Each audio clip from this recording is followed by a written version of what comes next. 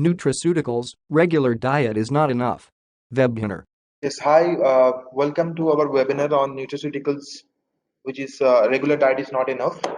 And this is Devdut Goswami from Market Research Future, and I'm working here as an assistant manager in food and beverages, consumer goods, and agriculture domain. So I have with me Rohit Pandit, who is a research analyst in our domain, and he will take you guys through to this webinar. Hello everyone, my name is Rohit Pandit and today we are speaking on Nutraceuticals Market.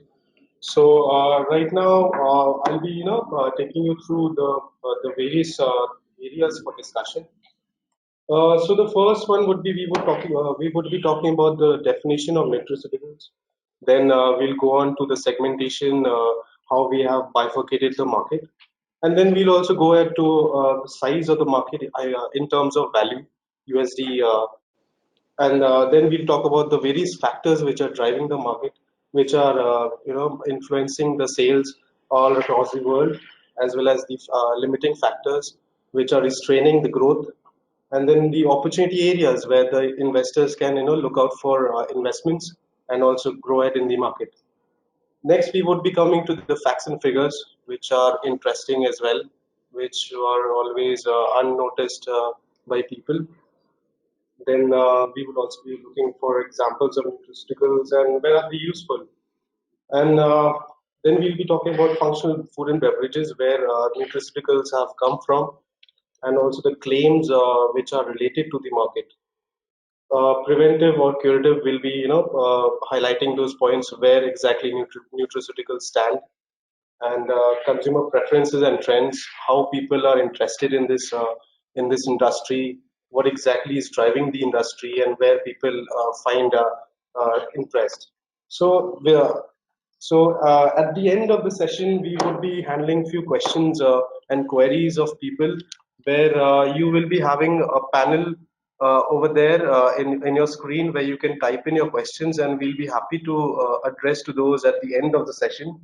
So not to worry about that. So without further ado, let's go on to the presentation. So all about nutraceuticals. So nutraceuticals. So what are nutraceuticals? So they are products which, other than nutrition, are also used as medicine.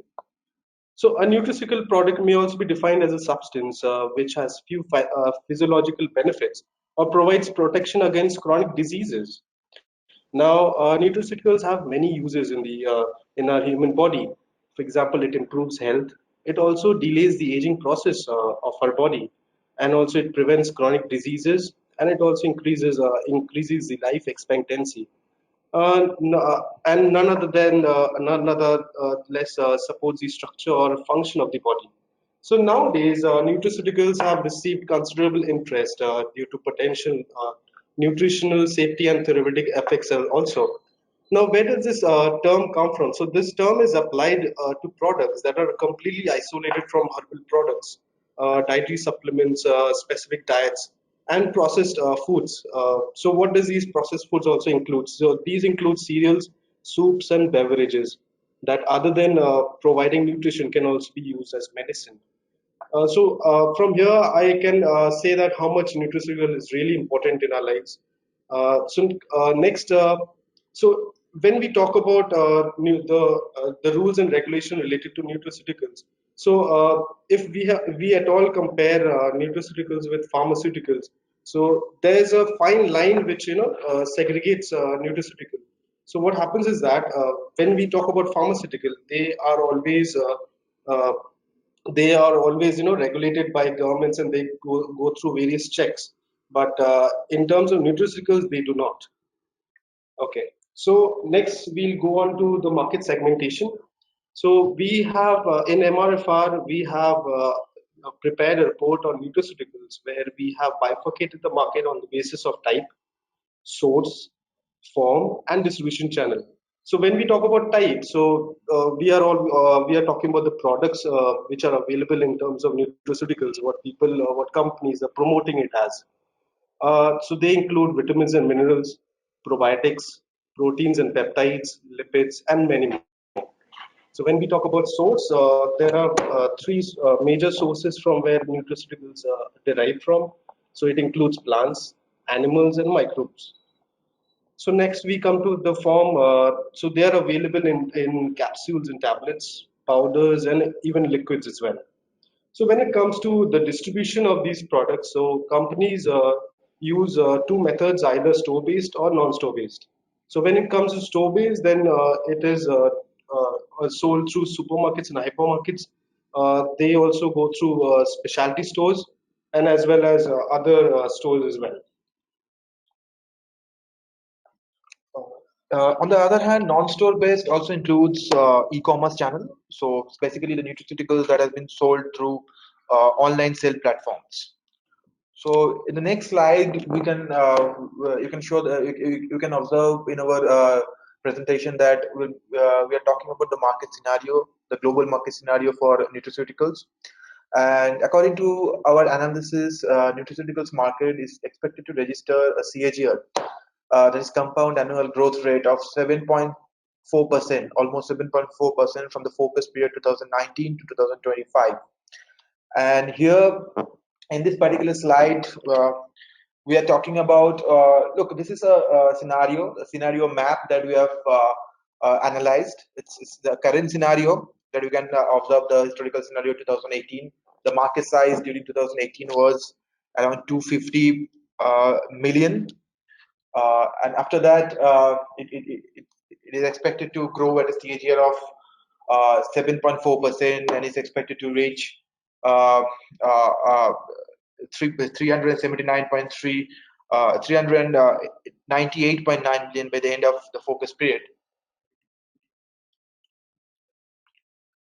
And what is conservative scenario, likely scenario, and optimistic scenario?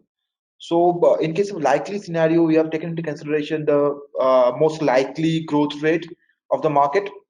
So basically, various factors such as increasing number of working population, shifting preference towards health improving food products are expected to moderately impact growth of nutraceuticals. And the market is expected to be valued at USD 398 billion by the end of focus period, which is 2025. So this is the most likely scenario going forward.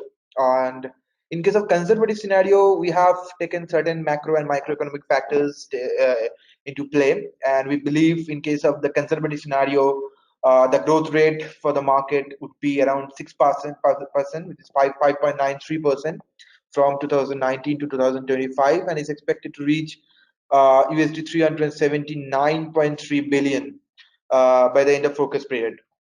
And in case of optimistic scenario, the market is expected to gain traction going to rampant technology advancement in food and pharma industries.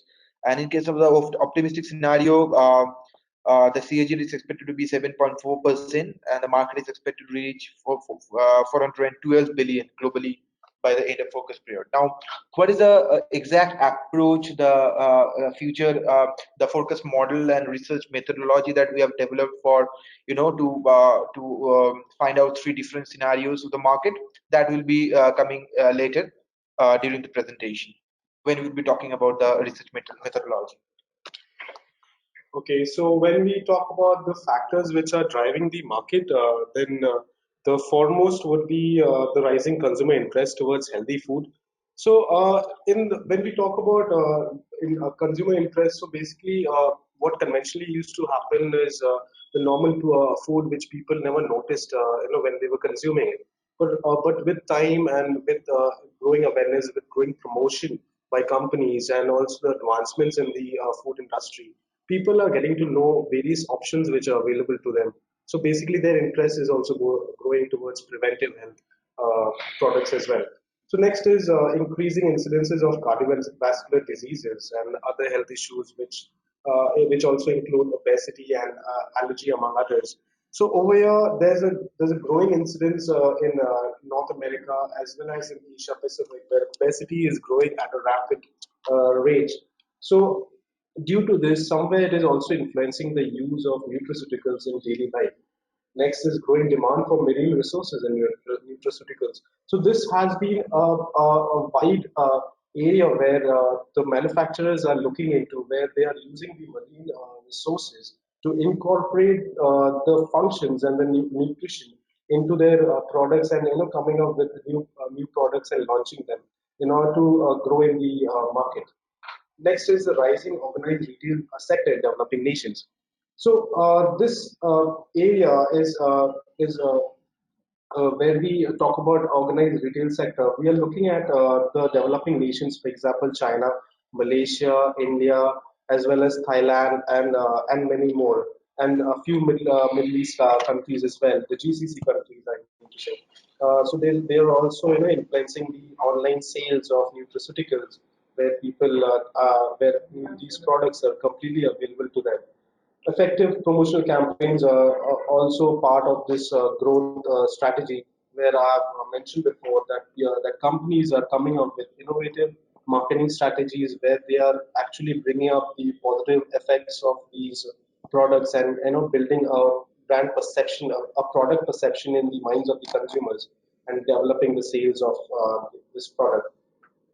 Next we come to the limiting factors which are restraining the growth, and it includes, first of all, it includes the high cost of nutraceutical products. So as I mentioned before, these are a bit different from conventional products, where these have some additional benefits to it. So that's the reason there are some costs which are aligned to the production of it also, where the raw material cost is there, the transportation cost is there, maybe labor cost is there. So it all accumulates together, and thereby the cost of the product also increases. The next is the overconsumption may lead to adverse side effects also. So any product which we consume in day-to-day life, any kind of overconsumption may lead to many adverse effects. So these are also restraining the market growth. So next, we come to the opportunities. So, like Rohit has mentioned, the different driving factors of the market as well as the restraints. In case of the driving factors page that is visible on your screen right now, you can find out that we have mentioned different cash cows. So what are these cash cows? Those are basically the impact of that particular factor in different regions throughout the globe. So, for example, rising consumer interest in preventive health. So this is the major this impact is majorly affected North America, and rest of the world, which is basically South America, Middle East, and Africa. These regions are the least affected regions in case of this particular driver, which is rising consumer interest in preventive health. On the other hand, if you look into the number five driver, which is the effective promotional campaigns driving consumer awareness, that is this particular driver has mostly affected Asia Pacific because this promotional campaigns and consumer awareness is keeping on increasing in Asia Pacific. So if you look into the market scenario, the growth rate, the YY curve is much higher in case of Asia Pacific. Though the overall market for nutraceuticals in case of North America and Europe is much bigger, but if you consider the year-on-year growth rate and the compound annual growth rate, the growth rate of nutraceuticals is much higher in case of Asia Pacific. So, and that is absolutely because of these promotional campaigns and rising consumer awareness. So these are the cash cows which shows you the impact of these drivers for different regions. Similarly, for the restraints, like which is visible in your screen right now, the high cost of nutraceutical products. Uh, this particular risk factor is mostly visible in Asia Pacific and rest of the world because, like you can understand, the major developing and undeveloped countries, the pricing scenario is one of the major factors in case of any FMCG products. Whenever you are buying it from the counter or over the counter, the pricing scenario affects a lot in case of buying.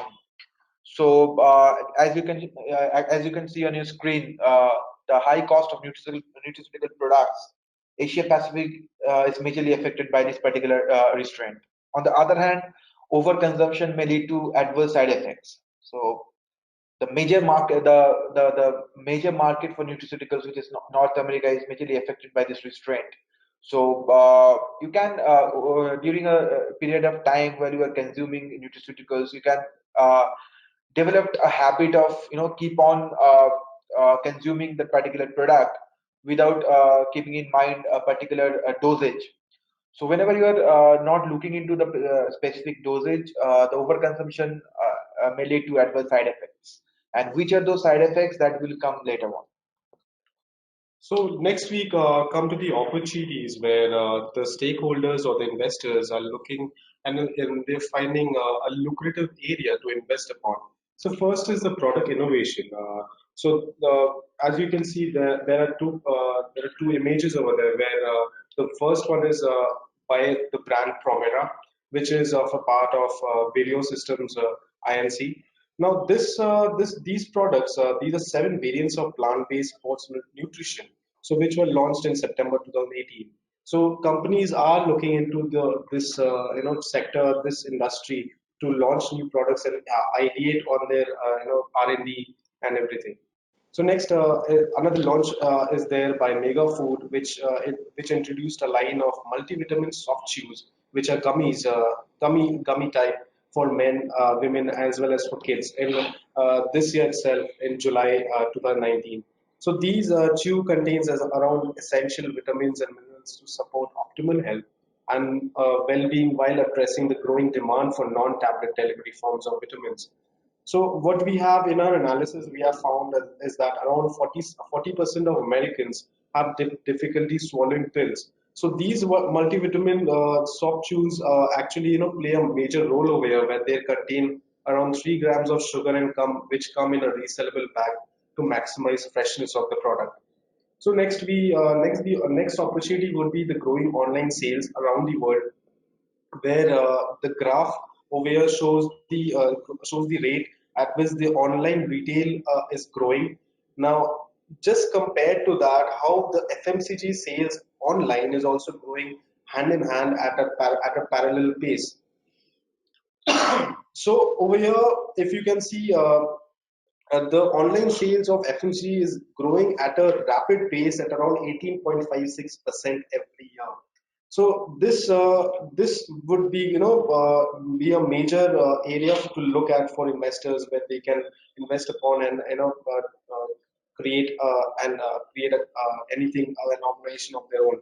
So now, if we talk about the online sales, then what we have analyzed is that the European markets are giving a great growth opportunity for online FMCG over the next 5 years, with more than a quarter of consumers, around 26% already using e-commerce platforms for home delivery of products.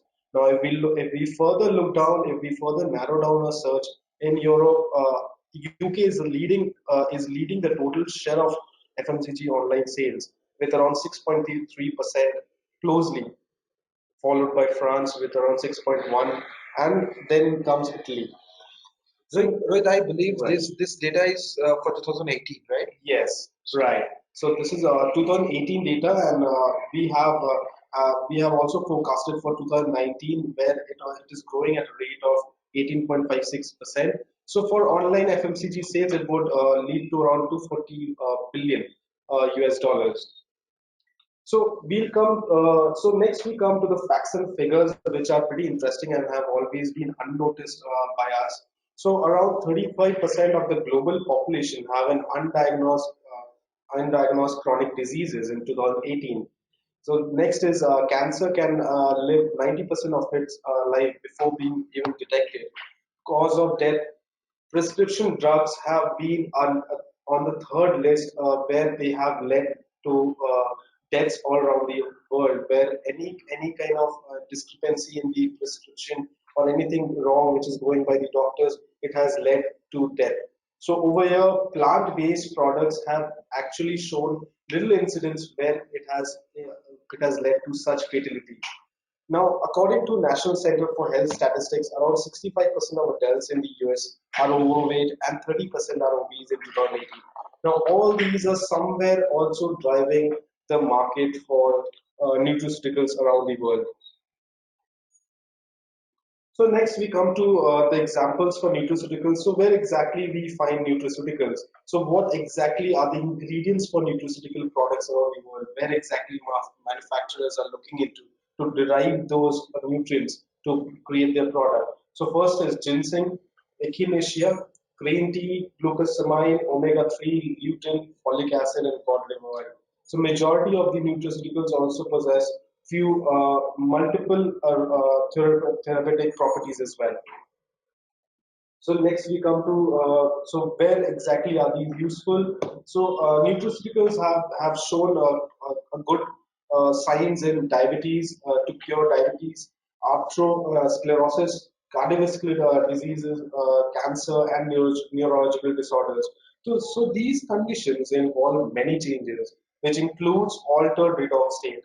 Now, what happens in redox state? So basically, the electrons which transfers from the atoms and molecules. So this actually leads to such diseases. So what nutraceuticals does is that it alters that movement where once it gets altered, so that's where things get cured.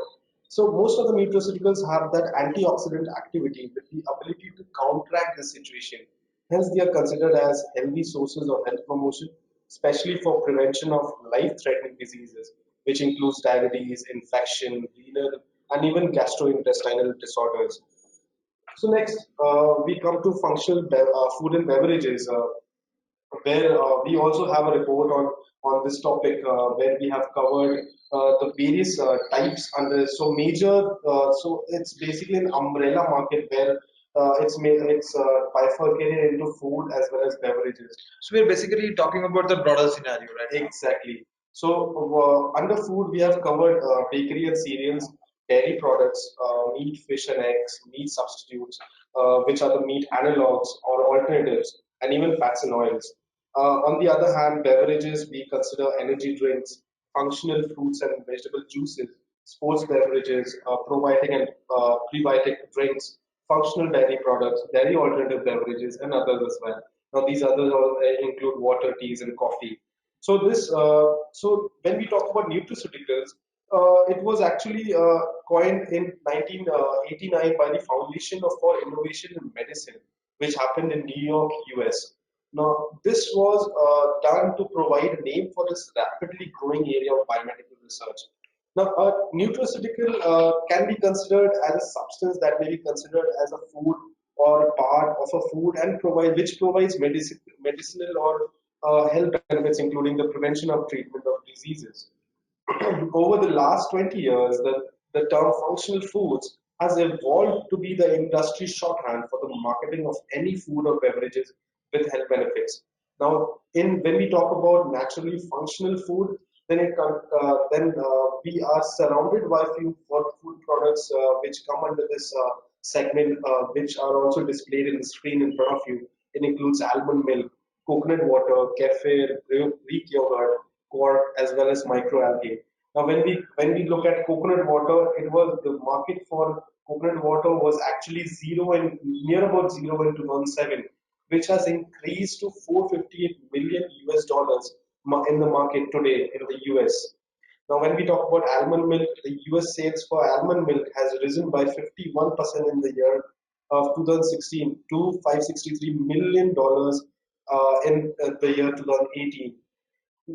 Even if we see the for microalgae, so microalgae is basically attracting the intense industry right now with excellent nutritional profile. Some varieties can be as much as 50% protein, as well as having essential fatty acids and more than 20 different vitamins and minerals. So there has been a surge in these product launches featuring protein. Presently, the dairy category is in the lead. So according to the MRFR analysis, with more high protein claims on new products than any other category other than meats. So this trend is adding pressure on what is already a growing global demand for protein. We are likely to see companies increasingly experiment with these protein forms other than the traditional mainstays of dairy and soy as they look for price stability, higher quality, and even sustainability. So, so next we come to claims where where the manufacturers are looking, to mark their product, to stamp their product. So during the past decade, a strong green wave has evolved out of steadily increasing consumer interest and demand for functional foods and natural health products. So as research in this area grows, new health claims are often being sought for inclusion on food product labeling. Food products bearing health claims in three major jurisdictions. So first is Canada, next is Europe, and the US. So if we talk about the claims, first is food product health claims in Canada. Now, a health claim for food products is defined by Health Canada as any representation in labeling or advertising that states, suggests, or implies that a relationship exists between consumption of a food or an ingredient in the food and a person's health. The health claims are classified into three categories mainly. First is disease risk reduction and therapeutic claims, functions claims, and general health claims. See, other claims are also there, which you can always look up to. Where you will be having a copy of this PPT after the session ends, and you can always have a look at those. So next we go to the sector preventive or curative. So, first of all, we need to find out whether this nutraceutical products, which are claiming to be, curative or preventive for different diseases, so we need to find out whether these products are actually preventive or curative. It has always been said that prevention is better than cure. So, increase in consumer awareness on health problems and their urge to take preventive steps has been driving the nutraceutical industry. So people are now more focused on health span, healthy aging, and living well for as long as possible instead of lifespan. So if you're keeping on mind a certain period of health span, so that you have to increase your health span by having a good lifestyle definitely, because as per our analysis and surveys, to be honest, no food or supplements will help you in having a health span if you're not having a good lifestyle and regular exercise. So, keeping in mind that particular thing, you can inhibit that particular thing by having nutraceuticals as functional food or supplements. So staying well over the long run not only feels good and avoiding less, so it also helps reduce healthcare expenses as increasingly important consideration in today's time where the cost of healthcare is increasing day by day. So here you can find out the major consumer preferences and trends. So nutraceuticals have begun to take a central place in preventive and proactive healthcare and disease management. So the modern lifestyle of consumers and undergone major changes. So the faster pace of life, the pressure of work and life balance has always been affected health and wellness. So basically, transformation in food habits, less physical work and activity, more desk jobs have made people more vulnerable to lifestyle ailments. So due to the growing popularity of nutraceuticals in natural ingredients, it is expected that the portion of the plant dietary supplement will increase considerably during the years to come. So some of the major factors driving the growth of nutraceuticals market, making it a profitable industry to invest in. So some of those factors are the rise in preventive healthcare, kids nutrition, and lifestyle changes. So, if you look at on the left side of your screen, there's a picture of vegan omega-3. So basically, this is a marine nutraceutical, which is a very trending product in nutraceuticals world, where marine resources are gaining very much attention as a gold mine of biologically active materials, which have healing power in it. So most of these metabolites have shown unique structural and functional features compared to their terrestrial counterparts.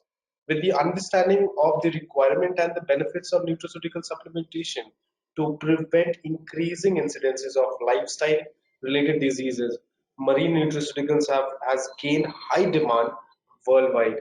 Now, among large number of marine nutraceuticals, omega-3 fatty acids, carotenoids, chitin oligosaccharides, glucosamine, collagen, and fucoidan are are popularly consumed across the world. So next we come to the competitive landscape, which are operating across the world, which are selling nutraceuticals. So they include the new. So this nutraceuticals market is very competitive with major market players operating at the global level.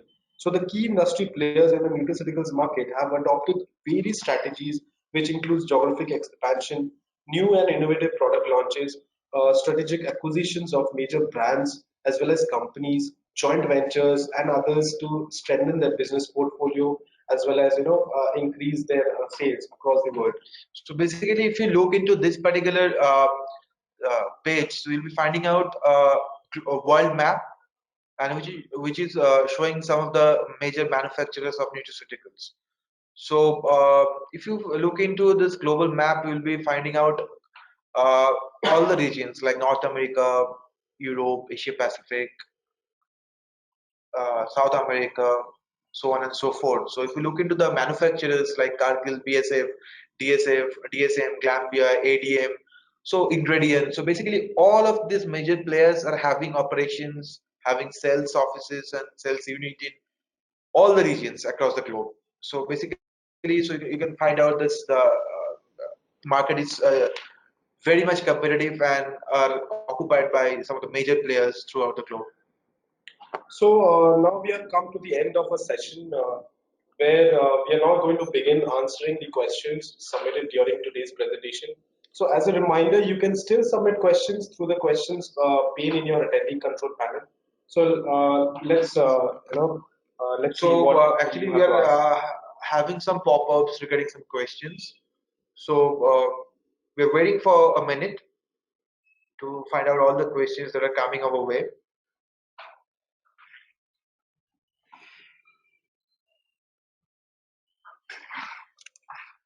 So there are a lot of questions coming. So due to the time constraint, we'll be taking a few of these questions, and we can always come back to you later. So the first question that I find out in our screen is what are the key strategies that these leading manufacturers are uh, taking into consideration while doing this? So I believe your main question is what are the key strategies for the players in this market, especially to penetrate the market and to come into play. So what is happening is like this very fine line to answer this particular question is very fine line between nutraceuticals and pharmaceuticals. So whenever you are promoting your particular product or you're positioning that particular product, you need to have a proper promotional channel. Like if you are selling it store based or even if you are selling it online, you need to provide the advantages of that particular product. Like if you like we have mentioned already in our scope that these products that which are available, major chunk of these products are having multifunctional benefits. So this is one of the major factors that I believe that the companies can look into while doing their R&D, so that the benefits will be multifunctional. So the second question that that's coming is what is the exact reach that we have and what are the respondents that we have conducted interviews with. So like I've mentioned already that we'll be talking about our research methodology and approach and focus model while doing this particular study. So coming back to your question, in case of like nutraceuticals is a B2C product, that is the business to consumer product, and which is always available in retail stores both offline and online. So for this particular project, we have bifurcated our respondents panel into three categories. One is KOLs, that is the key opinion leaders of the market, which includes manufacturers, which includes industry experts, the authority or the regulatory bodies as well. The second category of our key opinion leaders are the retailers, both online and offline, because from manufacturers, and obviously the third category is the consumers who are buying those products to consume them. So the first thing is that why we are segmenting this respondents into these three categories. Like in case of key opinion leaders of the market, the manufacturers, you can always find out what is the demand, what is the supply, what is the value chain of the supply chain of the market.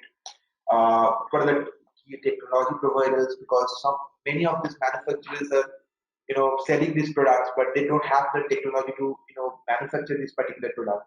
So they're using some third party, some other companies, some other technology providers to use those particular technology to manufacture their own product, which are nutraceuticals. So this is the one of the major categories that we look into while doing the surveys. Another part is the retailer, like I mentioned. So if you look into the major retailers, for example, Tesco, Walmart, Amazon, we do have regular conversation with this particular retailer so that we can have real-time information in case of consumer buying preferences, trends, brand loyalty, and obviously the consumer's age group and age bracket. So, which kind of products they are opting for from their stores? Are they brand loyal? Are they shifting? If they're shifting, what is the shifting parameters which are affecting their shifting habits?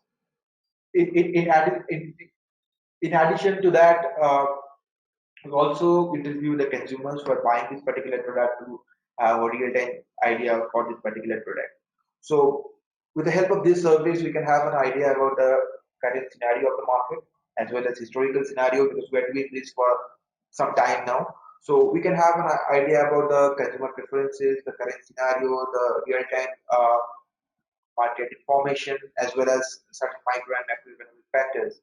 So keeping this micro and macroeconomic factors in mind, we look into the forecast scenario, what the future brings into play. So for that particular reason, we have, in case of forecasting, we have shown you three different categories. Like one is likely scenario, conservative scenario, and the third one was optimistic scenario. Because we cannot ban on saying this will be the scenario after 6 years. So in case of likely scenario, we'll be finding out the major macro and macroeconomic factors which will have a say in case of forecasting. And in case of optimism and realistic scenario, the factors will change a bit, and the market scenario till the end of the forecast period will change. Okay, thank you, Devdut, and thank you everyone for attending today's webinar, which is Nutraceuticals Regular Diet is Not Enough. So if you have any other questions, please contact devdut.goswami at marketresearchfuture.com. Once you leave today's webinar, you will always receive a certificate as a token of appreciation. You will also receive a follow-up email within 24 to 48 hours with a link to view the recording of today's webinar. So on behalf of Market Research Future Reports and our presenters, thank you everyone for joining us today, and have a great day ahead. Thank you. Cordially fill in sample request for more details.